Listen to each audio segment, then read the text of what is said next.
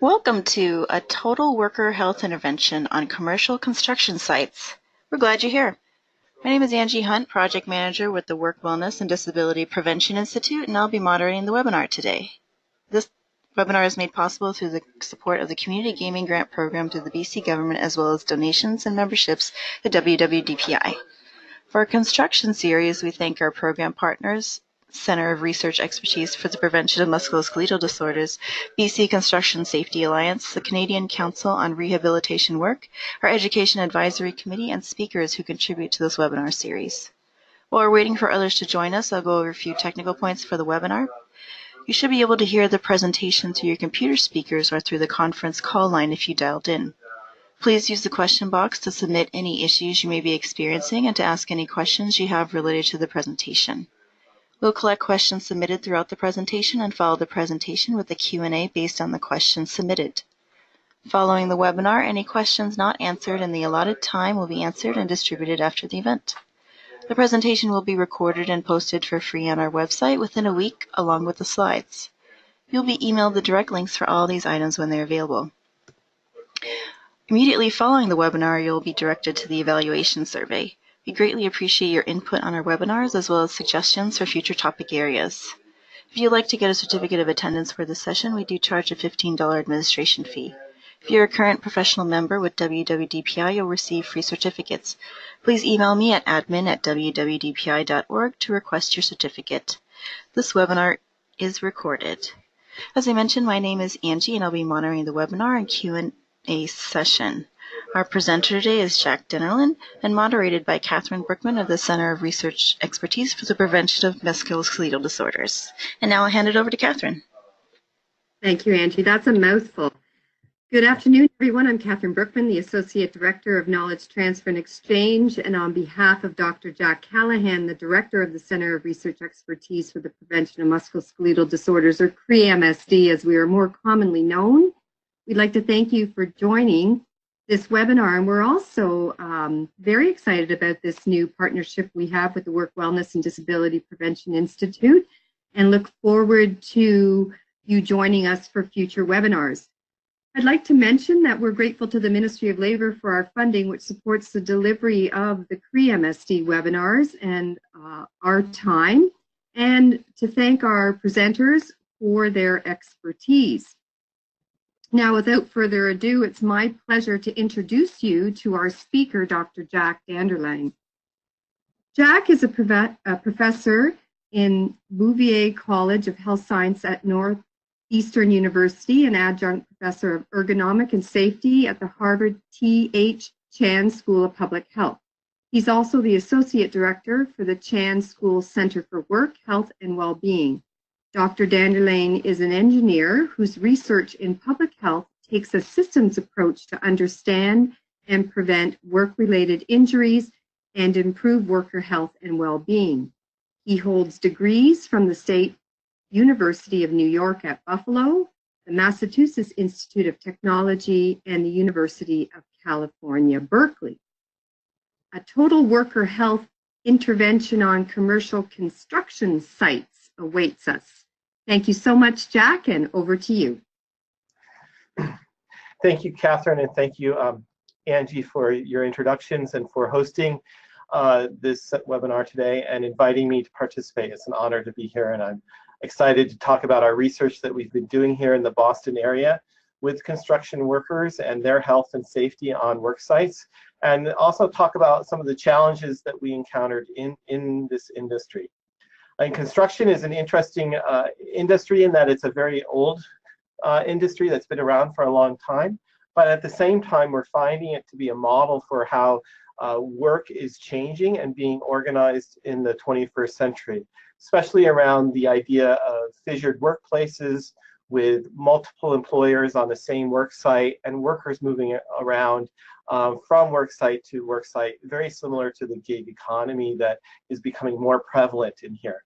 So a lot of challenges that we see in construction and that we've been studying for many, many years have been, are helping us understand how to think about the new worker and the new work economy that we're seeing in the United States and around the globe. So I want to start off by thanking my co-authors on a lot and my colleagues on this, mostly at the Center for Work and Health and Wellbeing, and I'll show you a picture of them at the end of this presentation. But a lot of folks have helped me out in the work that I'm presenting today. And I'm going to be presenting to you one main study, but with a little bit of other studies that we've done to support some of this work that we've done.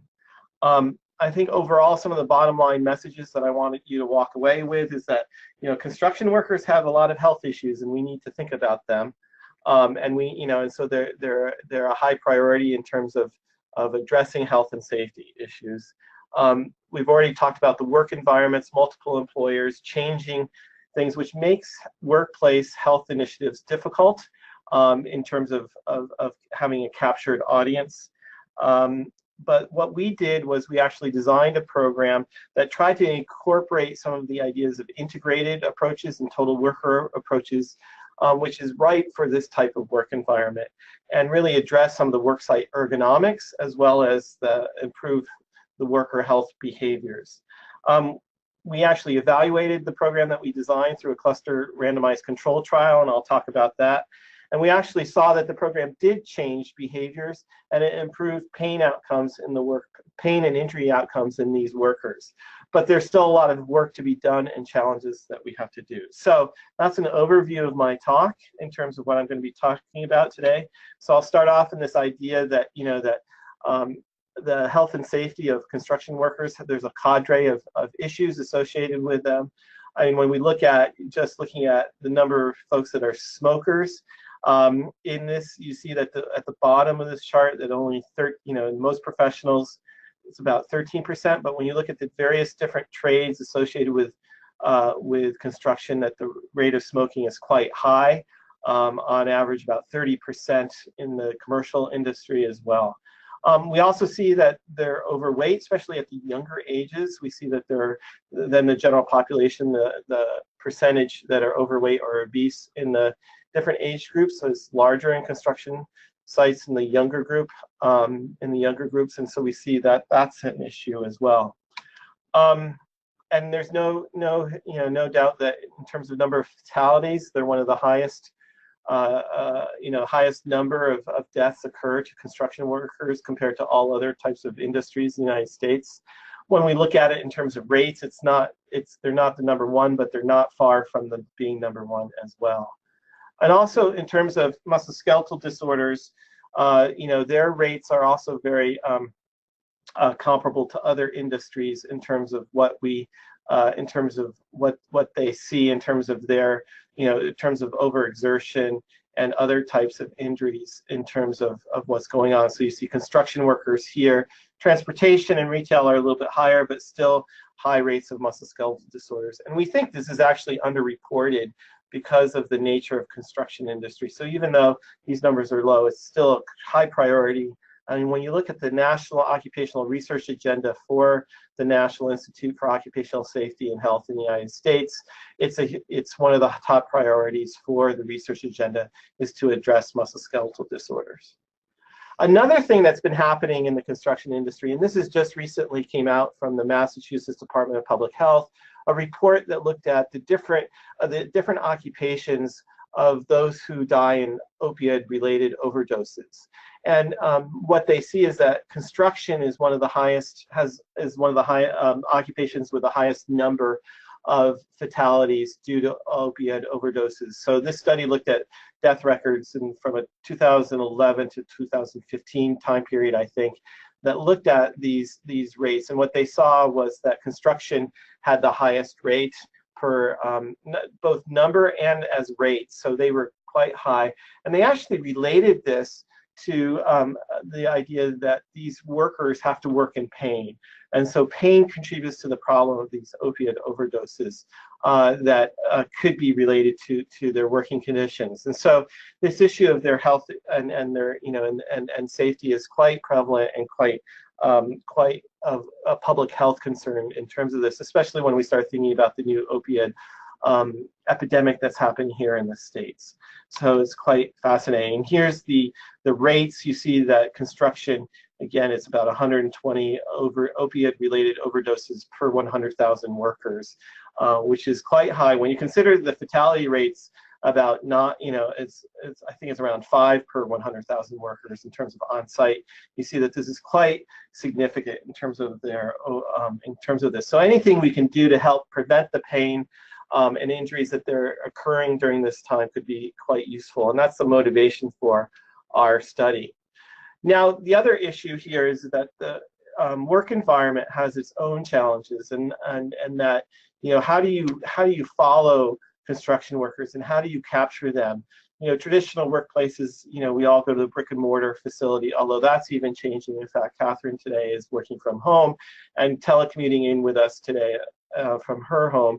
I'm in my office, so the work environment is changing, but relative to traditional places, the construction has always been on the go and moving. And this is a paper that we looked at and saw that the length of time that workers that move around a lot more often have more pain. And this was done by my colleague Emily Spare.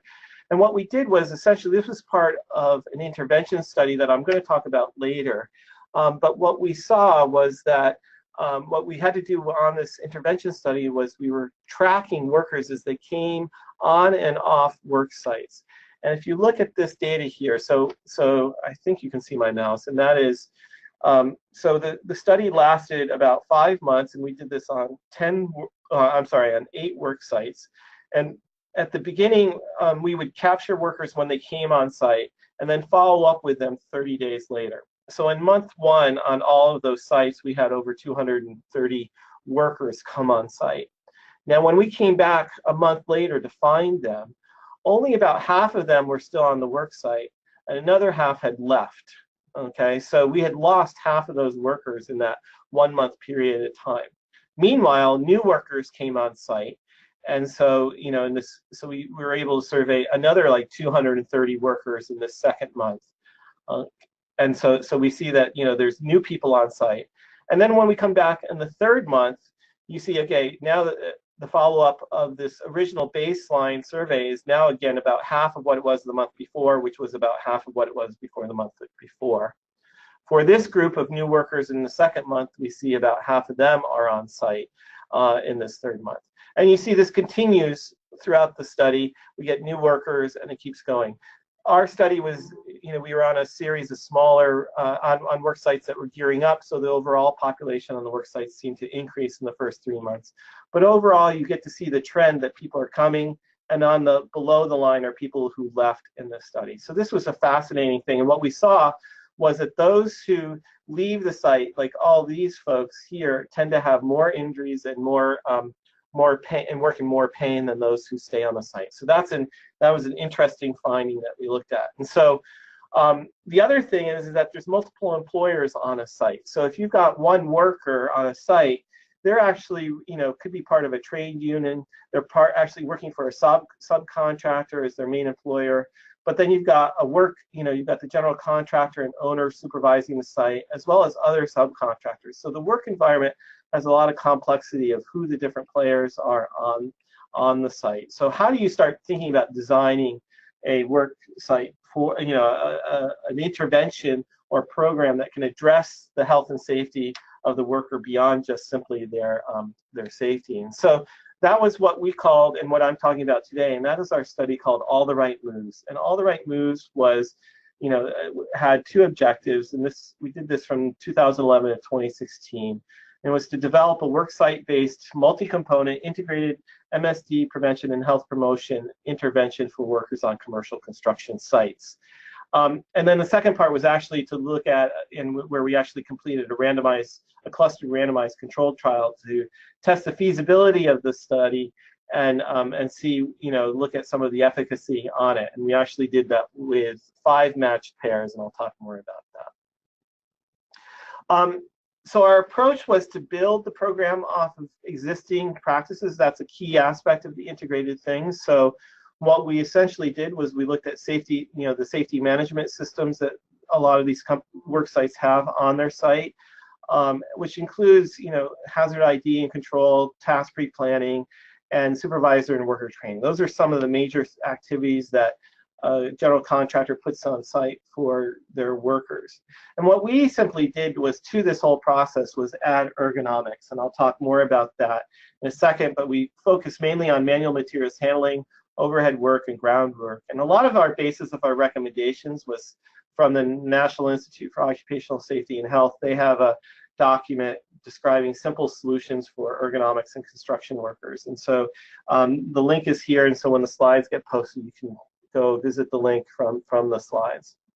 The other thing we built off of was this idea of a safety week, which is a general practice in the US and globally, where there's often 5 days of activity surrounding specific safety topics on these work sites.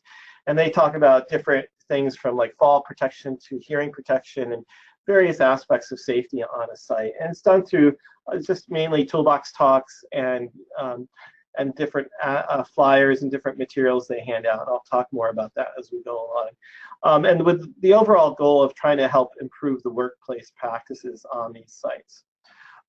What we did was create a similar thing looking at focus on health activities. One of the things I really want to talk about now is this idea of hazard ID and inspections. I'm going to take a little tangent into another study that we did, which was our Building Safety for Everyone, which was really looking at how do you take inspections and communicate them to the workers so that they understand what's going on in the work site. And this was a project funded by the Center for Construction Research and Training out of Silver Springs, Maryland. Traditionally, what happens on construction work sites is that, because things are always changing forever, every day, every minute on a work site, there's inspections and identifying hazards and controls on work sites is standard procedure, almost done daily by safety professionals on larger work sites, lesser so on smaller ones. And usually the process involves the inspection. There's a walkthrough by usually 2 to 3 guys. Someone points out to the site superintendent or the project manager, someone like there, what's going on, what's bad, and they usually try to work to mitigate those right away. And this is sort of a closed process that happens on a daily basis on the work site. What we thought was, well, there's a lot more people involved in the setting up of controls and hazards on the work site. And so what we did, and this was based off of some ideas around incentive programs, was we actually added to this feedback loop this idea of like, hey, let's take these inspection reports, and for this project we're collected on software. Let's not only report back the hazards, let's talk about everything they're doing right. And let's tell not only the managers, but let's talk about the foreman and also the workers themselves. And so each week we compiled all the inspections that talked about everything they were doing right, and they would get a score like out of 100. And and so the higher score, if 100 meaning that you've got all controls and no hazards, no uncontrolled hazards on the work site.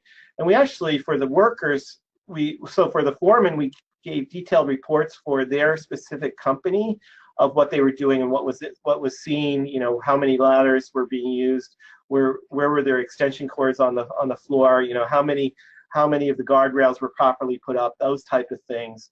Those were given to each of the foremen. But for the workers, we gave an overall scorecard. You see this on this poster that was posted. And we also gave them a threshold, and I'll talk about what that threshold is. And the idea was to work above this threshold. And essentially, so this was feeding back data of their performance. And we did it at the work site level, but we also did it at the company level. So we were able to actually give each company got a score as well. And so, but what happened was that we were giving folks and the site an overall score. That's what this black line is on this plot. And so when we gave them an overall score, that was what the goal was, and you could see who was pulling you down and who was pulling you up. And this sort of led to what we call a collaborative competition among workers, in that they all tried to help each other out improve the work site. So this was exciting in terms of the feedback that we got right away from workers, and that they were excited about it. Now, if the work site was successful in maintaining above a certain score, I think it was 96.5%, which we have a whole paper of how we determined that, and describing that that's related on the past experience of like 26 work sites.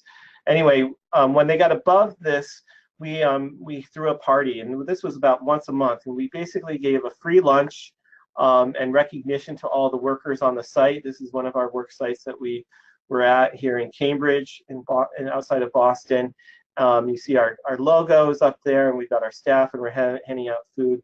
The other thing that we learned from them was they also valued a high value, they valued receiving one sort of high value thing. A free lunch is, that's nice for everybody. And so what we did was we raffled off a free parking spot for 1 month, because most of these sites were in urban areas, and a lot of the workers had to commute in, and that just took a lot of time. If they had parking, it was a nice value. So we raffled that off, but we only did that for the month that they were, if they were above the thing. And if they weren't above that, then we just said, hey, you guys didn't meet the requirement, so you guys got to work harder, and that's what we gave to them.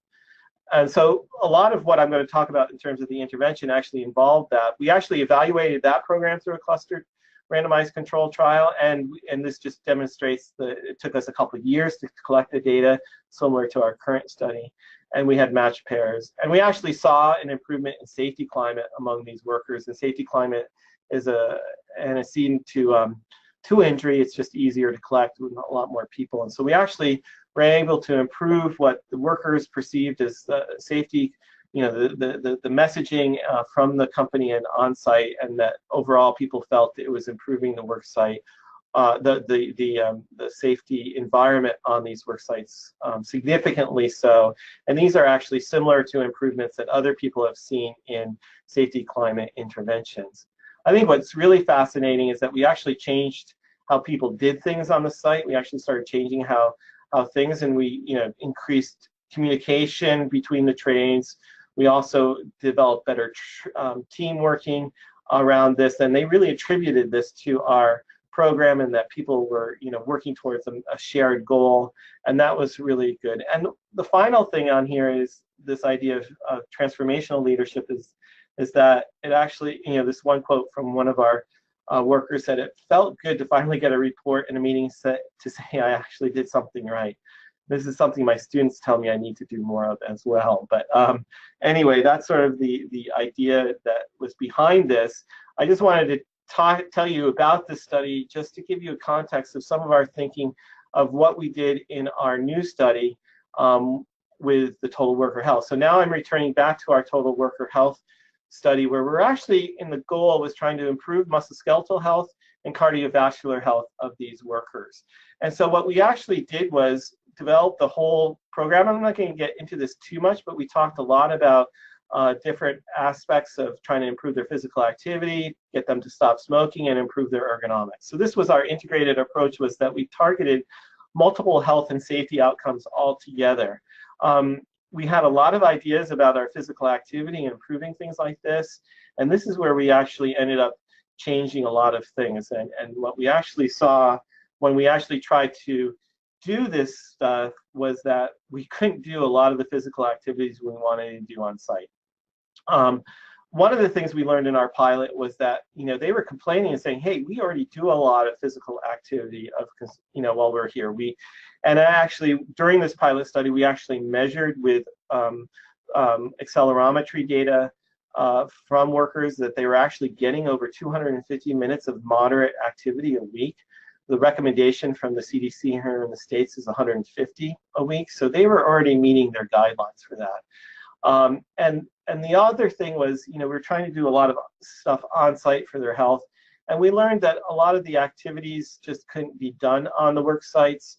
And also one of the things is that we saw was that, that while we were trying to give them information on the sites, really some of the stuff in the literature was that health coaching has really been shown to help with construction workers on the individual level. So we were trying to figure out how can we get them engaged, but also that health coaching allows you to follow the worker. So going back to some of our other work, if you can give a worker telephone health coaching, that can follow them no matter what site they're on once you initiate it. And so that was our goal. And so we changed the program here, and we actually started activities that people were already doing. People did not like the word ergonomics, so we actually called our program a soft tissue injury prevention program. And that was, which involved task pre-planning, inspections, and the weekly reports. So that was very much based on our building safety for everyone. We included supervisor training around soft tissue injury prevention and adding ergonomics to the pre-task planning around that, as well as weekly. And also the worker training involved ergonomics and health in it as well. We had a health week, which really just focused in on specific components around the ergonomics program, around tobacco cessation, food and energy balance. Since we saw that people were fairly active most of the time, we decided to work more on food and what was going on with the food, and looking at their energy balance so that they got the right kind of food there. Moving along, so again, I already talked about our soft tissue injury prevention program, and that the idea was they would do task pre-planning, we would do inspections, and we would provide feedback, and this was a continuous improvement type of model. This is an example of some of the stuff that we had on site that would show some of the tips of the week and some of the good and bad that we saw on site. So we're actually giving workers feedback on their own workstations and what they were doing and what they were doing right, trying to get back to that message of giving people information about what they're doing right and helping them out with that. Here's just some pictures of things. My grandfather was a carpenter, and one of the things that my father. Jack, sorry. It looks like the slides are not progressing. Okay, so this slide I spent time on. Here's this poster that we had on the work sites showing the good and the bad of what people were doing on the work sites in terms of what they saw, what we saw during the inspection. So this was trying to tell people what they were doing right and giving people positive feedback and good examples of things to strive for. These are some other things that we saw that were good examples. I actually picked out the sawhorses because my grandfather was a carpenter. And one of the things that I was given from him was a drawing of how to build your own sawhorses, and on it was build a new sawhorse for every site. And I'm like, that's good ergonomic practices to do that, because it gets the work off the ground in terms of that. And so often you see on these commercial sites stuff put on the ground for people to bend, requiring people to bend over. This is again another good work site here with the chop saw up. And they're being creative. They're actually using equipment and resources. Again, more sawhorses.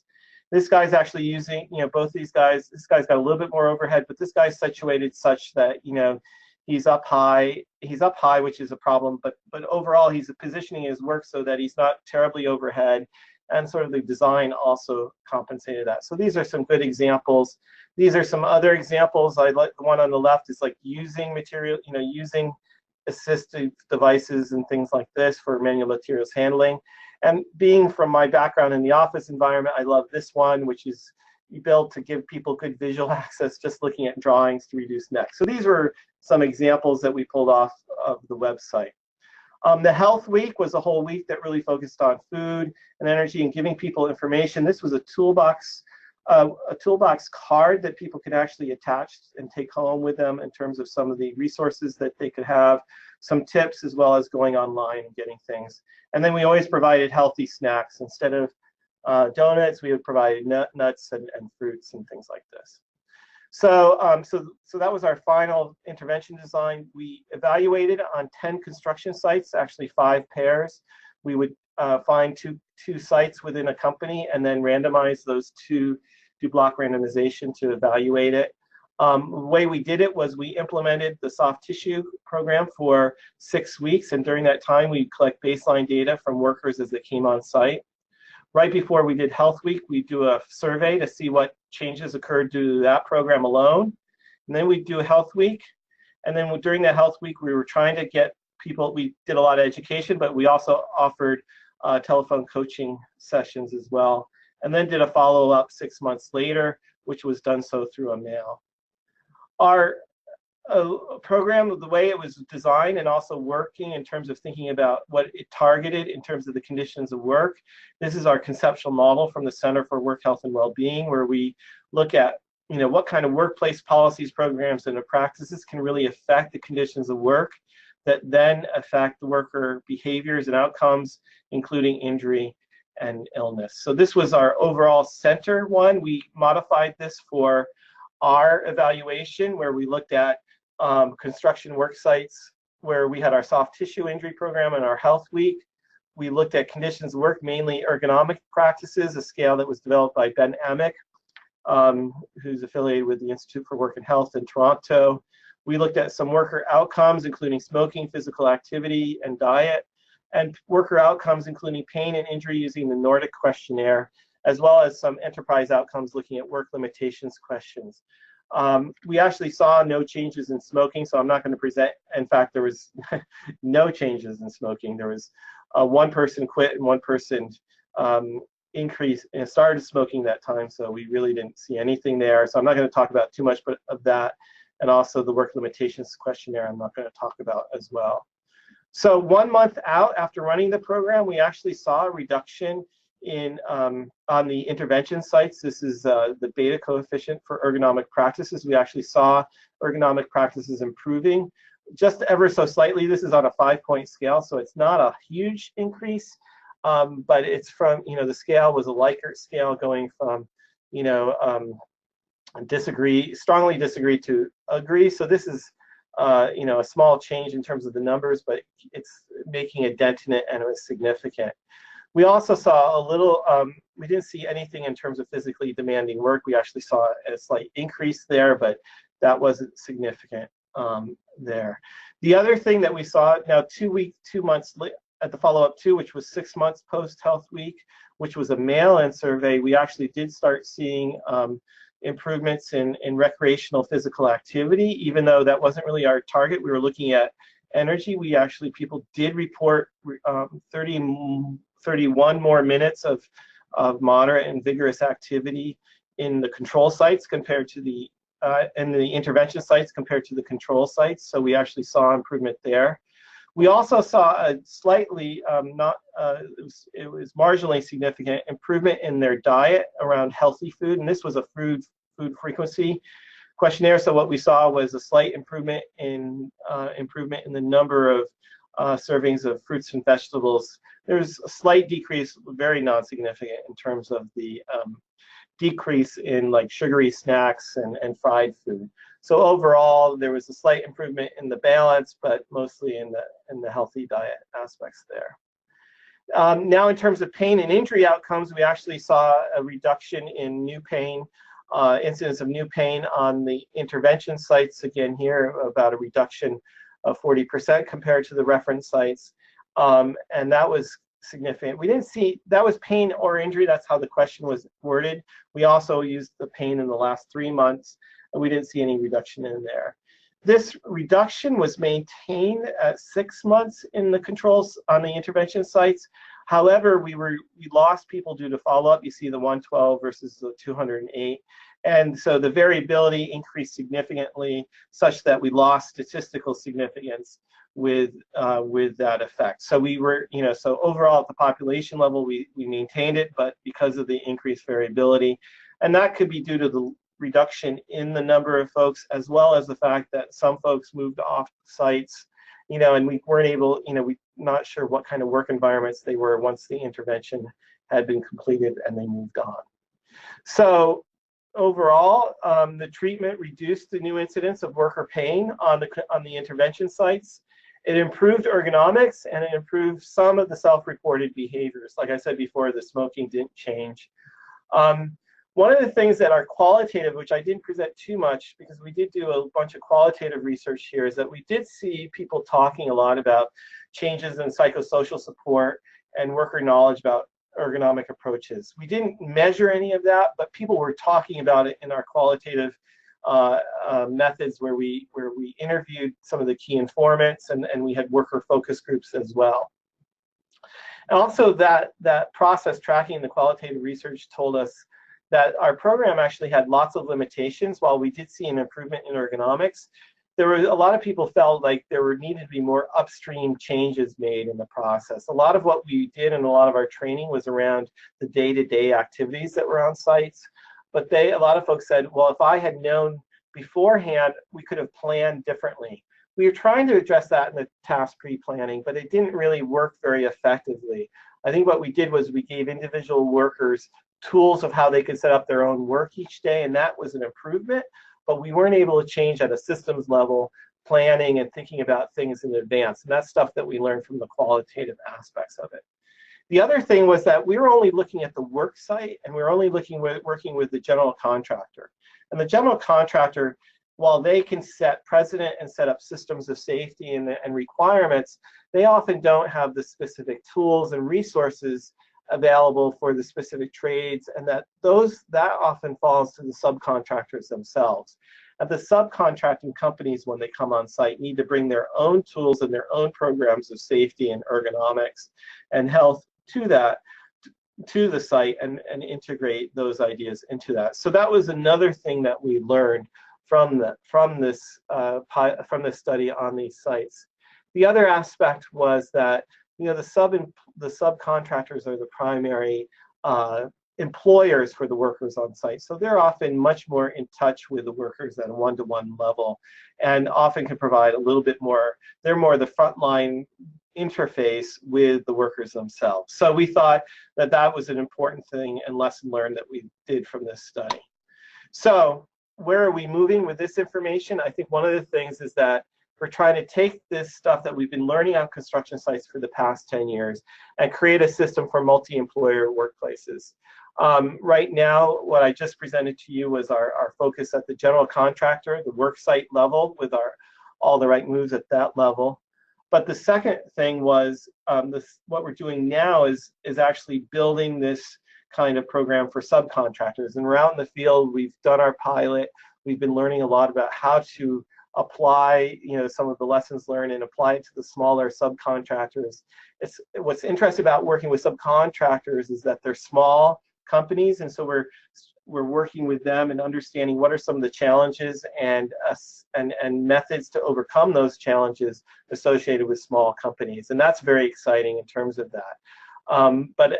So we're helping them develop a communication structure with how to communicate with their workers to identify what's going on, what's wrong, what needs improvement.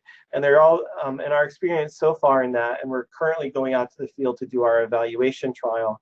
But in our pilot studies, what we've been learning is that the companies are learning a lot about their own organizations, about what they do well and what they need to improve. And so that's being very exciting. And when we're done with that, what we hope to do is come up with a whole package of pulling what we've learned from the work site programs and what we've learned from the subcontractors, and come up with an overall approach in commercial construction for integrating worker health and safety together into one umbrella. One of the issues, another limitation of our study here, and it's in the title, is that we're only dealing with commercial construction on this. We haven't approached residential construction. We have folks in Washington University in St. Louis that have been looking at that, and looking at some of the issues with residential and small, very small contractors. And the other end of this is commercial construction at the large scale, which often becomes more process-oriented kind of safety as well. So that's some of our limitations on our study and where we're going. I want to thank, so getting back to some of my bottom line messages, this is an overview of what I've just presented, that the construction workers and environment have a lot of challenges in terms of health and safety, and how do we overcome them. We actually we designed a program that tried to incorporate some of these ideas around these challenges and methods to overcome those challenges to a worksite ergonomics program, as well as an integrated approach to improving worker health behaviors at the same time. And finally, we evaluated that, and we saw that we did see some changes, but there was a problem with the reach of our program getting through everybody on the construction site and actually making changes upstream as well as within the subcontractors themselves.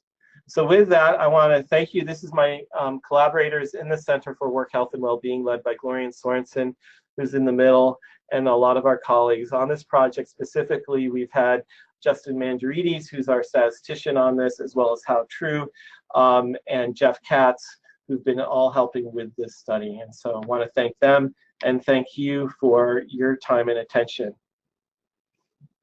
Thank you so much, Jack. Very interesting profile and information about the small commercial construction worker, and also very useful information about what can be done to help their health and safety. We've had some questions come in, and I'll relay some of them to you until our time runs out. So the first question that came in today was, of the ergonomic practices recommended by NIOSH for construction workers, were there any practices you found more successful than others? Well, I think I showed a lot of pictures of those, and that is, getting the work off the ground. That seemed to be the thing that people resonated with. They had more control over with that. They do it. And a lot of the examples, when we look through the inspections and we look back at all the process tracking that we did of seeing what kind of solutions were people recognizing on the site, that was probably the largest one and most prevalent, was getting work off the ground. There's challenges with overhead work, often because of access and limitations with that, and so that was a little bit more difficult. The issue with some of the manual materials handling depended on the time of the site. One of the, what phase of construction were we at in that construction site? Because if the, a lot of those tools are great when you have a good floor, but pre-pouring of a concrete floor or establishing that, a lot of the manual materials handling carts don't work very well, and so those are often limited. We did see that on a couple of our sites as well, that it was in the nice reformed, where they were fairly along in the build out where those tools were useful. So I think that's sort of what we saw was it was more the feasibility of what could be done by the individual worker that was more successful, and that, I have to say, is getting stuff off the ground. Thank you, Jack. Another question has to do with follow-up. Have you followed up with companies, any of the contracting companies, to see if their scores remained high following the study? That's a good, no, we haven't. We haven't. That is something that I'd like to do more of, but we haven't been able to look at. We haven't gone back. We just didn't have the resources to go back and look at them and see if their scores did stay high.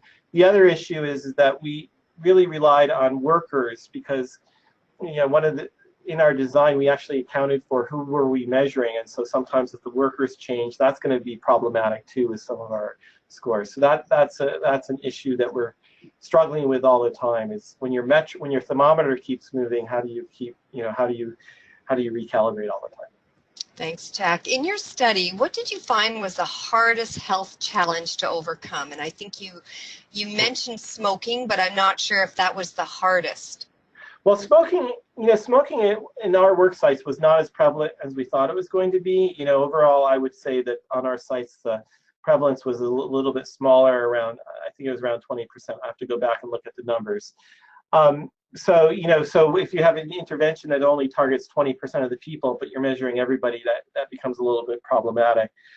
But I think one of the things is that it's that people find comfort in their food and in their smoking. And I think one of the things that I found difficult is, in the study, is that that's hard to overcome. That the original stress that maybe leading people to eat differently or adding to their pressures, that was hard to deal with. And that's something that we also learned during the study, was people weren't always concerned too much about their food. What they were more worried about was their buddies drinking and then driving home, so I think a lot of what the challenges, that the things that we didn't really address in this study that we'd like to address, and we're doing it more so in our subcontractors, is this idea of stress in the workplace for these workers, which I think also gets back to the idea of the opiate overdose issues that we're seeing in the industry. Jack, since you mentioned that early on in your presentation, you talked about you gave some data about the recruitment of younger workers. Between 18 to 34, they had 66% of them were overweight or had obesity issues. Are you aware of companies that are putting programs in place to prevent the 13% increase or the 79% of those in the age group from 35 to 54 that present as overweight and obese in the construction field? Of the trade workers, no. I mean, I think there's not a lot of companies who are concerned about the health of the workers in that way, right, in that they would commit to a program because they don't see the long-term benefits of it. I think that's another challenge that we are seeing when you, and I didn't talk about this too much, when you see that curve of workers coming and going on work sites, that doesn't tend to make companies want to invest in the long-term health of these workers. Unions, on the other hand, have been doing that work. And, you know, I know like the laborers, for example, have been putting in programs. Operators, a bunch of unions have been putting in what would be more traditionally called wellness programs for overweight workers. And so we've been seeing that, of course. But, you know, and I didn't mention this early on, but our philosophy is like we want to change the conditions of work. And so how do we, that, you know, how, so we went to the work site because we felt that that was sort of the that is the work environment, the physical work environment, and how do we address that?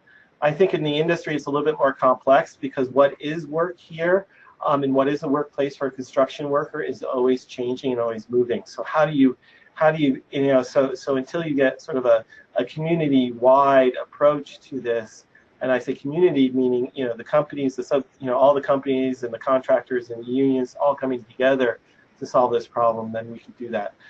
Australia has done that successfully to some extent. I don't know how successful, but it's been evaluated to some degree, showing improvements and reductions in suicide because the whole community came together. The unions, the industries, and everybody came together to look at a mental health issue, and well, a suicide issue associated with construction workers because they also have high rates of suicide.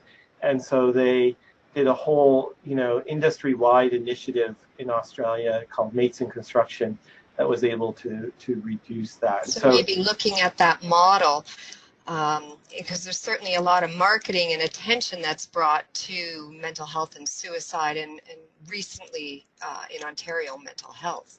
Yes. So there's something we could learn from that model. So you've talked about, you know, also in your data, almost like the migrant workers. So the worker that tends to leave the site has more injuries. And do you think that's because, you know, they've gone on to a new work environment, so they don't have time to acclimatize themselves and really get some good habits in place?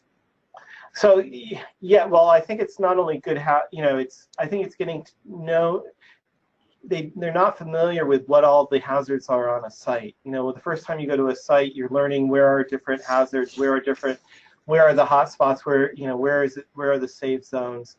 There's just familiarity with what's going on, and I think when that's always changing, you know, you're more at risk of injury.